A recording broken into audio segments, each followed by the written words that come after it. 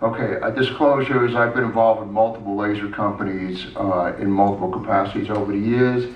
Just a brief history of facial skin rejuvenation. We started with the CO2 resurfacing lasers, moved on because of all the complications with those to non-ablative, then we moved to non-ablative fractional, and now we're talking about ablative fractional.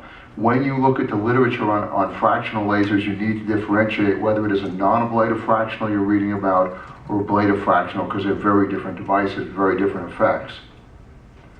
Okay, fractional laser resurfacing indications, you can use them for many, many conditions. We're going to discuss that in some detail.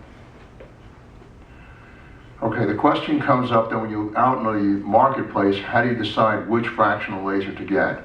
There are multiple parameters you have to look at. When you look at a fractional laser, I think user-friendly is a very important one. I think cost is a very important one. I think the ability to adjust the laser is a very important one. All different adjustments. It really alters how you would use the laser.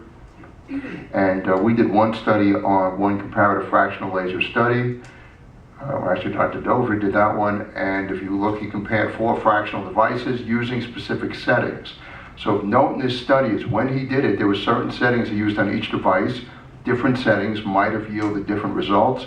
But in his study, what he found was all devices had equivalent efficacy for selected procedures.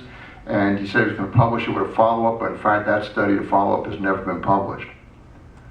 Okay, so carbon dioxide laser resurfacing was first published in 1993. That's right, first performed 1993.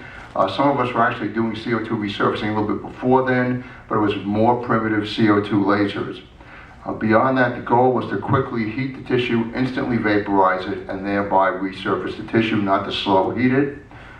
And there were significant complications reported initially. So in 1995, I came out at a meeting. I reported we should start using what I call the 1995 method. And it was a different way of doing resurfacing to avoid and minimize the complications. Also, I edited a book in 1998, Laser Skin Rejuvenation, the thrust of which was to explain to physicians how to avoid complications and problems and get good results with CO2 resurfacing. Okay, CO2 resurfacing is the optimal procedure. You get the best results. Skin contracture, skin looks better, tighter, scars are better, pigments better. Problem is long recoveries. We moved on to fractional resurfacing. And they moved on finally to the ablative ones. We discussed that. Okay, so then what you have to look at is what your goals are for fractionated laser resurfacing. What do you and your patients really want to achieve? So what you want to do is you want to get similar histochemical effects to CO2 resurfacing. We're going to hit this again. This is a very important concept, the histochemical effects of lasers.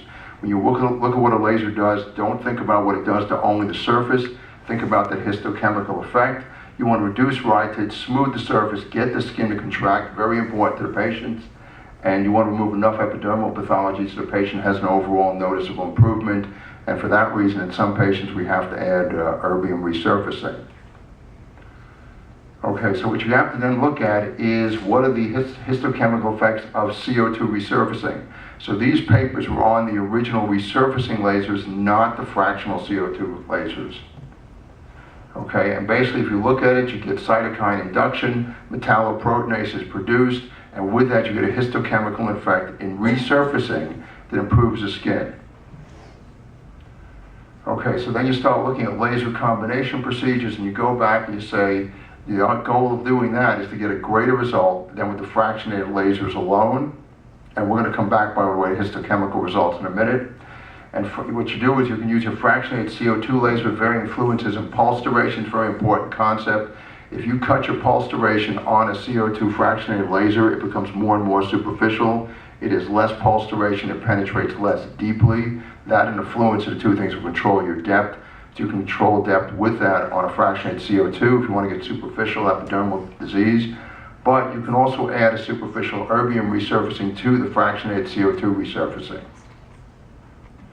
Okay, so when you combine them, what happens is, first of all, many patients will benefit from just fractional CO2 resurfacing without the erbium, but there are selected patients who have a lot of lentigines, a lot of dyschromia, who need more than that to get the optimal result, and those are the ones who need the addition of an erbium resurfacing laser. Okay, so the way I do this, and it's very important to allow time to perform this correctly, which is, first I do a fractional procedure on one side of the face, Then I go to the second side, which allows the first side to have the dermis cool down so you have less dermal bulk heating. Then I go back to the first side, and that's when I do the erbium resurfacing on the first side.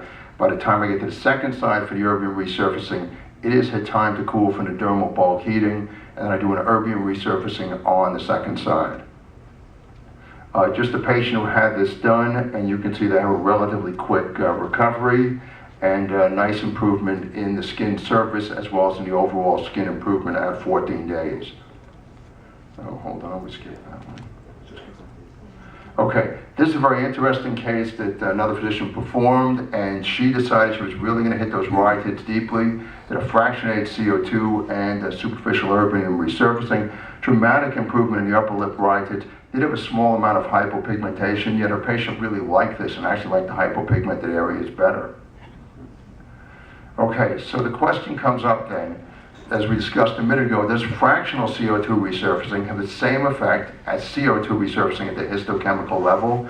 Because that's really going to determine what you see in that skin 3 months later, 6 months later, a year later. And so the same group that did the study in 2004 went back and did a study in 2010. And on the fractional resurfacing, they did the same molecular analysis and found they had the same sort of results histochemically as carbon dioxide laser resurfacing. A critical point. So when you're doing this, don't only think about what you're doing to the skin, think of the histochemical benefit, because that's what's going to make the big difference. Okay, so we look at it again. You get collagen denaturation, contraction, neocollagenesis, genesis, we know that. Okay, so let's go on. At the molecular level, once again, you get the cytokine induction, metalloproteinases, and therefore you rejuvenate the skin at the histochemical levels. You're causing real changes. Now the next thing that comes up, and this is a critical thing, Dr. Heffelfinger just alluded to it, but do you get facial skin tightening? Because in my office, that's the holy grail. Not only do they want their skin to look better, they want that skin to be tighter, and don't doubt that for a minute. So if you can get that skin a little bit tighter, and you get their skin looking better, you have just hit the ball out of the park. Okay, so the question is, do we get this, and when do we get a more permanent effect? And the only way you know is by comparing before and after photos, but it sort of sneaks up onto you after fractional CO2 resurfacing. In other words, you look at 2 or 3 months, yeah, the skin looks a little better, but you don't really notice. Then you start looking at photos a year later, 2 years later, and you go, oh my gosh, they do look a lot better. So let's go to that.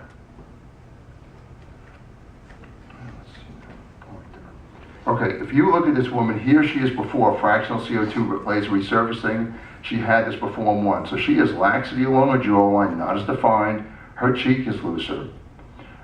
Everything is just not as tight and as snug looking. So here's the same lady a year later. Look at that jawline, look at her cheek, look at her skin. That makes a big difference. You have truly rejuvenated her face, and she has not had any incisions.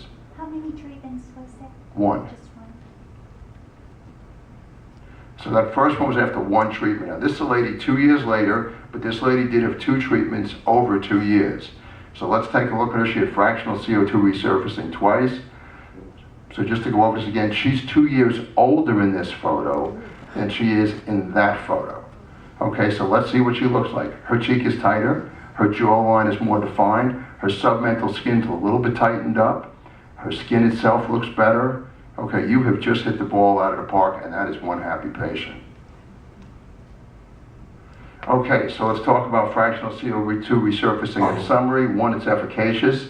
2, if they have superficial epidermal pathology, such as lentiginous dyschromia, you can use erbium resurfacing to it. You get some increased risk when you combine 2 lasers. You have to be aware of that, such as the hypopigmentation you saw in 1 patient, but it's not a major problem. You can achieve persistent facial skin tightening 1 year later, 2 years later. They're tighter, they look better than they did the year before. And the skin tightening occurs gradually, so it sneaks up on you. So if you only see that patient at 3 months, you won't really notice it. You have to get careful photos to really see it. Thank you.